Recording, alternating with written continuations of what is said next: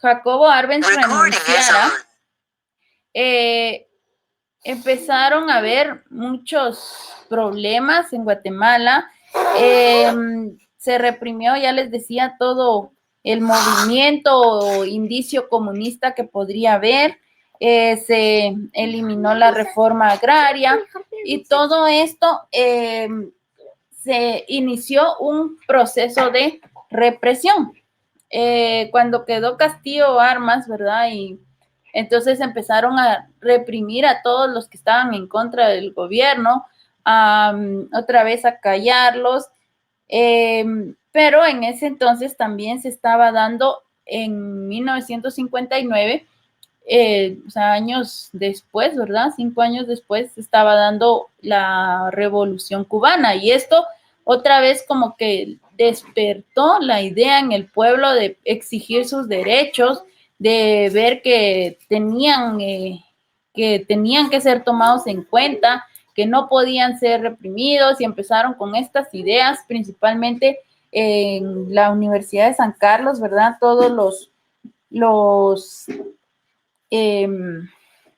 todos los universitarios, también los docentes, todas las personas que tenían ideas de cambiar Guatemala y que querían regresar a los 10 años de primavera o querían recuperar eso que les habían arrebatado, empezaron a rebelarse. Dice que en 1960 un levantamiento dentro de las filas hubo, ¿verdad?, con el objetivo de derrocar al gobierno, pero el movimiento fue desmantelado por el entonces general Miguel Ydígoras Fuentes. Esto también como represión que les decía para eliminar el comunismo. Él paralizó la reforma agraria, recuperó la tierra del Estado, toda la tierra que el Estado ya había repartido, porque ya habían hecho esto, ¿verdad? Pero lo recuperó y que todas esas tierras eran del Estado y se reintegró la tierra a la UFCO.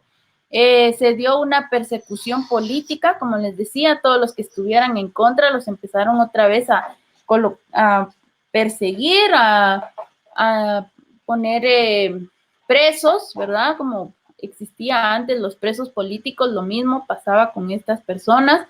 Esta persecución política se dio en partidos políticos, en sindicatos, a organizaciones, a campesinos, a periodistas, esta persecución, y todas estas fueron como medidas de represión, ¿verdad? Para evitar que se levantara el pueblo otra vez como habían hecho anteriormente con la revolución del 44, si ustedes se recuerdan, ¿verdad? En 1944.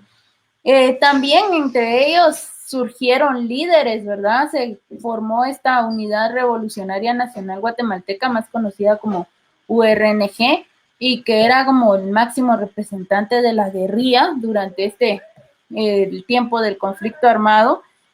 Como les digo, esto fue en 1960 cuando iniciaba el conflicto armado. Entre ellos Marco John Sosa, Luis Turcio Lima, formaron la agrupación Movimiento Rebelde 13.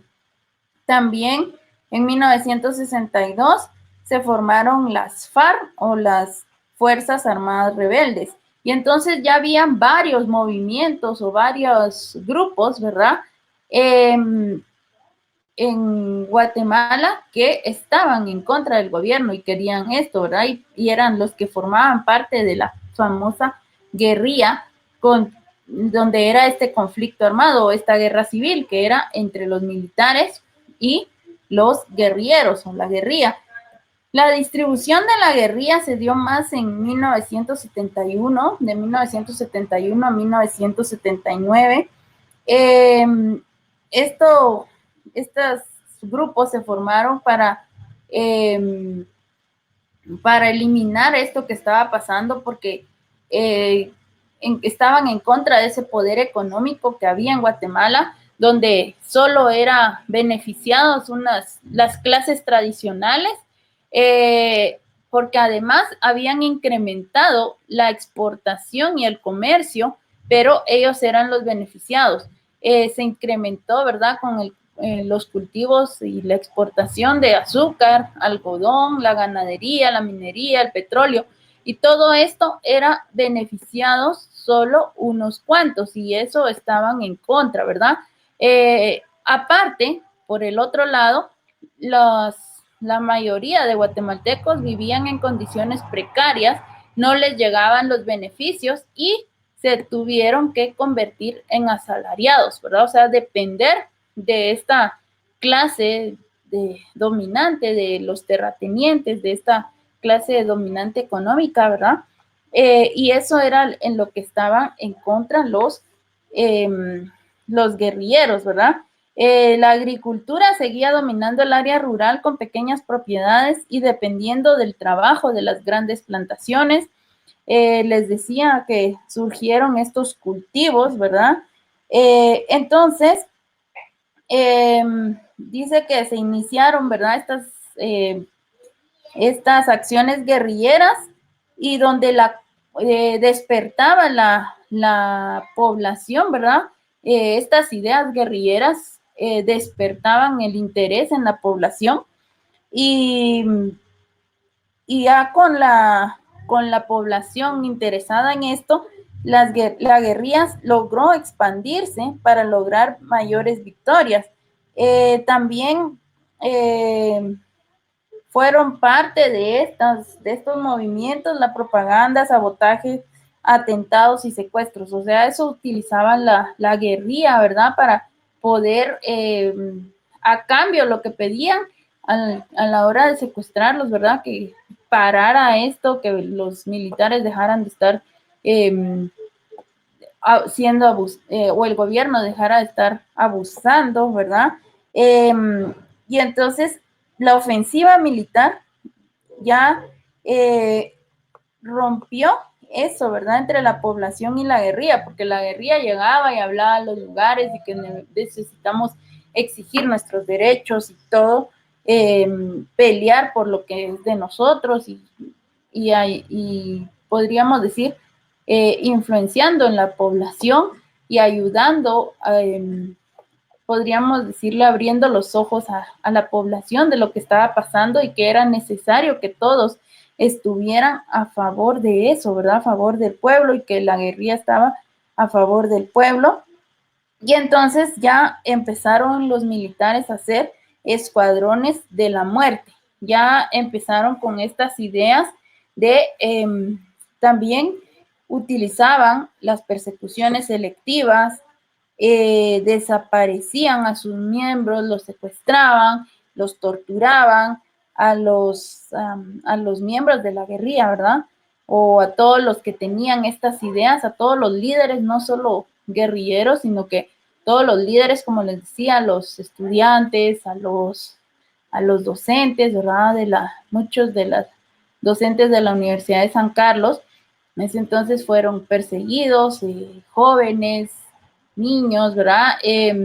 Pero estos dirigentes los persiguieron, algunos tuvieron que huir del país, ustedes han escuchado de esto, tuvieron que salir huyendo del país porque los perseguían y tenían como que un listado de quiénes eran a los que querían atrapar, ¿verdad? Y entonces, porque empezaron a tomar lo que tenían los gobiernos anteriores, los que habían sido dictadores, ¿verdad? Que como Ubico, Cabrera, ¿verdad? Que estaban con oídos en todos lados y entonces escuchaban cuando se vestían como civiles, ¿verdad? Pero trabajaban para el gobierno y entonces eran llamados orejas o la famosa G2, ¿verdad? Y entonces estaban involucrados con la sociedad, pero era solo para escuchar cuáles eran los levantamientos y entonces informaban al gobierno y los iban como les digo, los secuestraban, los desaparecían, algunos los torturaban, otros los asesinaban, ¿verdad?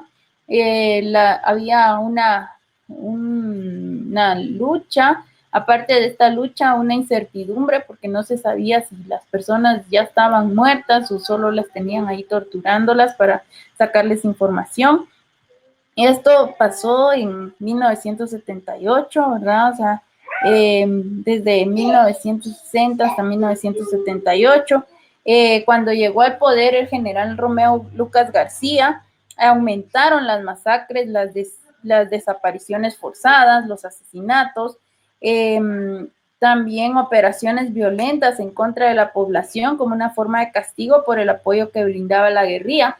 Al principio estas desapariciones y torturas y todo era solo para los que estaban involucrados, digamos, o eran líderes, como les decía, pero después ya lo tomaron como medida de represión y para intimidar, ¿verdad? Y para crear esta inestabilidad en el pueblo y decían de que eran parte del pueblo, ¿verdad? Parte de la guerrilla o los mataban, los torturaban también, habían muchas violaciones a niños, a mujeres, a ancianos, todo, porque decían, ¿verdad? Que la idea era que con esto el pueblo ya no iba a querer estar a favor de la guerrilla, sino que iba a estar a favor del gobierno. Pero estas medidas las tomaban y al principio, como les decía, solo perseguían a los líderes, después arrasaban con comunidades enteras, eh, porque eran estas estrategias de ataque, ¿verdad?, que utilizaban para como les digo, intimidar a la población simpatizante y la que podía llegar a hacerlo, a los que estaban de acuerdo con la guerrilla y con todas estas ideas revolucionarias y con los que podían llegar a hacerlo. También después que decían, ¿verdad?, que los mataban porque ellos eran parte, o si no eran parte de la guerrilla, pero estaban a favor de ellos y los cubrían. Y entonces, digamos, llegaban y decían, estás con la guerrilla, y aunque dijeran que no, ¿verdad? No les creían o dependiendo, mataban o como les digo, abusaban los militares de estas personas. También empezaron con la política de tierra arrasada. Esta tierra arrasada era la destrucción de viviendas, llegaban a una comunidad, pateaban, mataban, ¿verdad?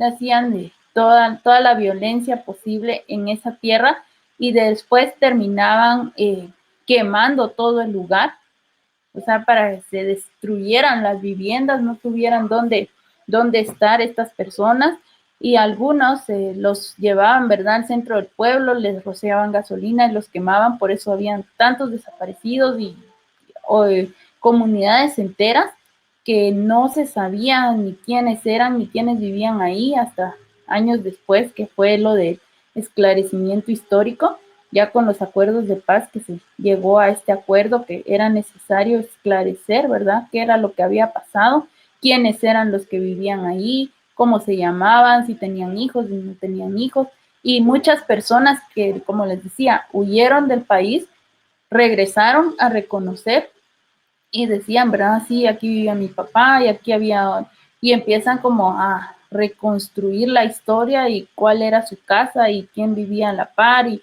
los vecinos y como eran comunidades pequeñas o a veces más grandes, pero sí se conocían entre ellos y entonces ahí van esclareciendo para que se tome en cuenta todas estas personas que murieron, ¿verdad? Personas inocentes durante este conflicto armado. También ya en 1985, a finales, ¿verdad? 1986, queda Vinicio Cerezo Arévalo como presidente, les decía otra vez, ya se empieza con la democracia, con la idea democrática otra vez, queda un civil finalmente como presidente y él empieza a establecer diálogos entre querer establecer, ¿verdad? Saber escuchar de los dos lados qué querían los militares y qué querían la guerrilla y cómo se podía hacer para establecer la paz, o sea, que ya dejaran de estas matanzas, ¿verdad? Que ya no hubiera más guerra. Entonces, entonces empiezan los diálogos. Vamos a ver más adelante el proceso de paz, cómo fue. También dice que algunos indican, con todo lo que les he contado que hubo genocidio en Guatemala. Este genocidio, ¿verdad? Que querían, o crimen de esa medida, ¿verdad? De esa magnitud, que es genocidio, que quieren terminar con cierta raza, con cierta etnia, ¿verdad? O un grupo determinado y quieren eliminar, que ya no existan. Entonces, muchos dicen que sí, en Guatemala hubo genocidio, y otros dicen que no, que lo que sucedió fue que eran solo acciones de defensa o excesos de guerra. Pues esto, ¿verdad? Según las ideologías, según las posiciones, puntos de vista, unas personas, como les digo, dicen que solo fue efectos de guerra o las acciones de defensa, ¿verdad? De la guerra, que tenían que defenderse porque le estaban atacando, y que los militares lo que hicieron fue solo por la guerra. Si no hubiera habido guerra no lo hubieran hecho. Y otros dicen que no, que sí hubo genocidio, ya depende de cada punto de vista. Lo que sí es que existe una definición imparcial donde indica que lo que sí existió en Guatemala fue asesinato violento, abusivo de comunidades enteras, y esto principalmente la violación a los derechos humanos. Esto sería un tímido paso, nos dice el libro, en la dirección correcta para honrar a jóvenes, mujeres, hombres, niños, niñas, ancianos, ancianas, que probablemente aún están enterrados en fosa común, que todavía hay personas que no se ha declarado, no se ha esclarecido quiénes eran, no se reconoció, porque imagínense si los quemaban y todo, destrozaban todo, toda evidencia, no se podía ver, ¿verdad?, qué ropa tenía cuando fue su muerte, ¿verdad? O su asesinato. No se podía ver si solo han visto, ¿verdad? Los antropólogos y arqueólogos, todo, porque por el tamaño de los cuerpos o algunas características, ¿verdad? Que pueden ellos identificar si eran niños o ancianos o jóvenes, ¿verdad? Dependiendo del tipo de huesos, si eran mujeres o hombres. Y entonces, esto es lo relacionado con el conflicto armado. Algo importante que también tenemos, ¿verdad? Es que dice que son 200,000 ejecutados y desaparecidos. O sea, fueron 200,000 personas ejecutadas y desaparecidas durante el conflicto armado, que los mayores departamentos o los 3 departamentos con mayores violaciones a los derechos humanos está Quiché, con 46%, Huehuetenango con 16%, Antaverapaz con 9% de personas fallecidas, ¿verdad? O que padecieron en este conflicto armado.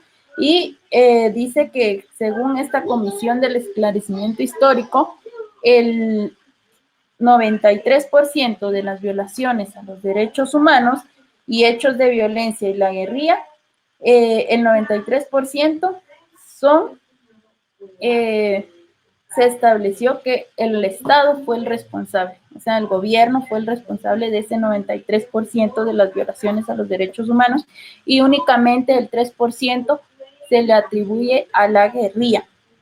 También el ejército fue el responsable de el 80% de las ejecuciones que hubieron, el 80% de las desapariciones forzadas que hubieron y el 86% de la privación de la libertad y del 88% de las torturas que hubieron durante el conflicto armado. Entonces, esto es lo relacionado con el conflicto armado que se vivió en Guatemala, y luego veremos lo de el proceso de los acuerdos de paz.